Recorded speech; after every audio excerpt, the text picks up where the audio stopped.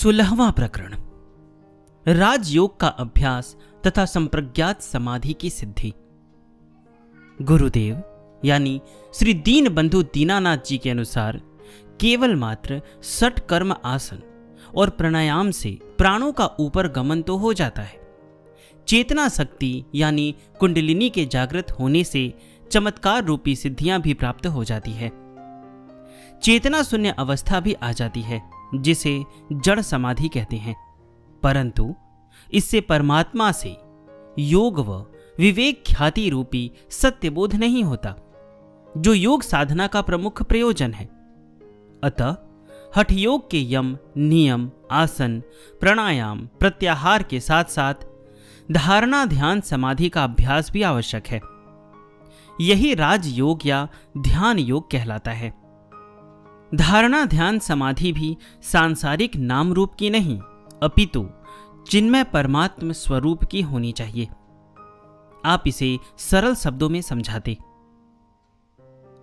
आसन शरीर से, प्राणायाम प्राणों से तथा प्रत्याहार इंद्रियों से संबंधित होता है।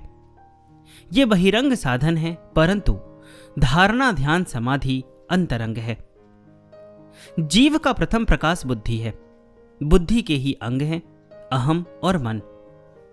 अहम मैं का कारण होता है और मन मम अथवा मेरा का कारण होता है।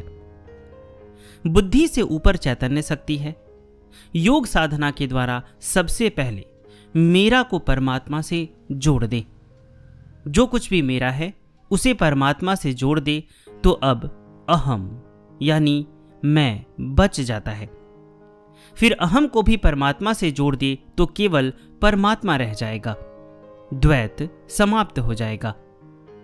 इस प्रकार भगवान ही मेरा है, यह धारणा ही भगवान ही मैं हूं में बदल जाती है। युक्तता तथा एकता का यह प्रयत्न ही सहज ध्यान बन जाता है। इससे बुद्धि सम हो जाती है। यही समाधि है।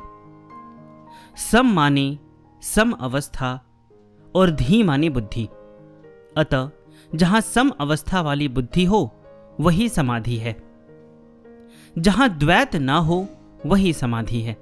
जहां दोष नहीं हो, निर्दोष हो, वही सम अवस्था है। दोष मुक्त अथवा सम केवल मात्र परब्रह्म परमात्मा ही है। अतः परमात्मा का ही धारणा ध्यान करना चाहिए।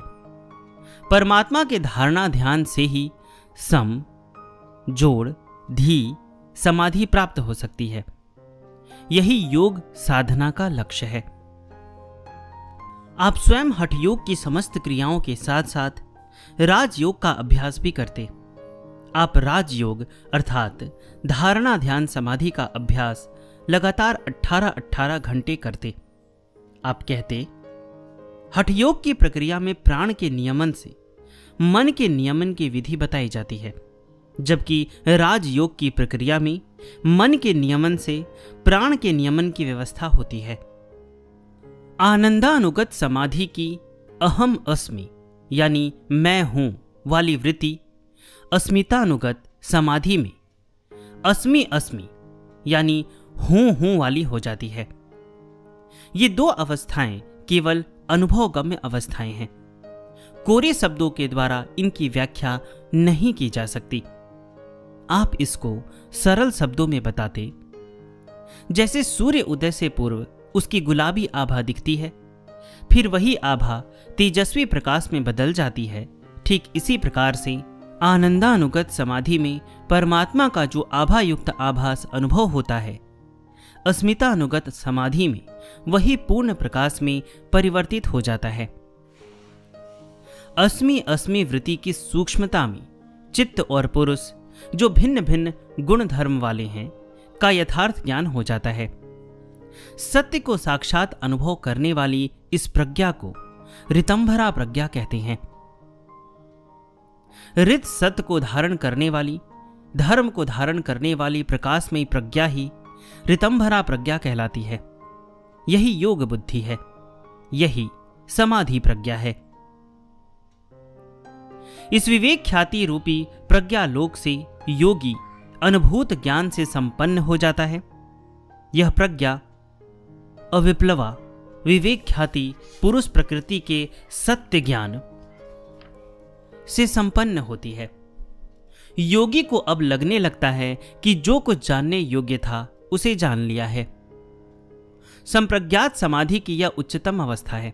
यदि इस अवस्था में योगी का शरीरांत हो जाता है तो वह प्रकृति लय अवस्था वाला योगी हो जाता है।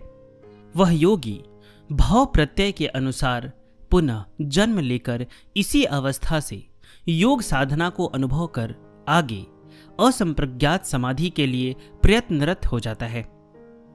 असंप्रज्ञात समाधि ही कैवल्य पद है, परम पद है। आपने अति अल्प समय में संप्रज्ञात समाधि की उपरोक्त सभी अवस्थाओं का साक्षात अनुभव कर लिया।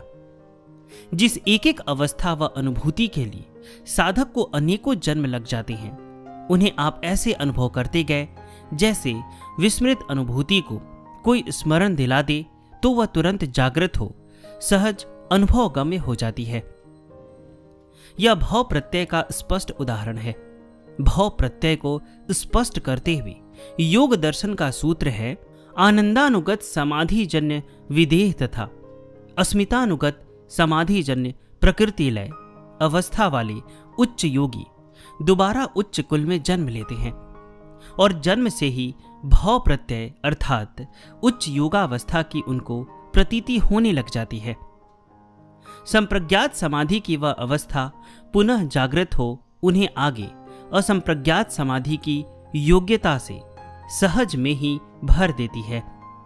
अनेक जन्मों की सिद्धि के अनंतर जो परम गति प्राप्त होती है उसे ये योगी सहज ही प्राप्त कर लेते हैं। कहने का अभिप्राय भाव प्रत्यय के अनुसार इन आत्मस्थ योगियों को ब्रह्मस्थ स्थिति अर्थात असंप्रज्ञात समाधि की जन्म सिद्ध योग्यता प्राप्त होती है। हमारी इस अकथ कहानी के केंद्र बिंदु योगीराज गुरुदेव भी उसी उच्चतम अवस्था की अलौकिक आत्मा थे। सिद्धानुसिद्ध सूक्ष्मात्मा गुरुदेव की कृपा दृष्टि तले आपको अनेक अवधूत महायोगी मिलते गए और गूढ़तम विद्याएं प्रदान करते गए। आप तुरंत उन्हें आत्मसात करते गए और शीघ्र ही संप्रज्ञात समाधि की सर्वोच्च अवस्था में निमग्न रहने लगे।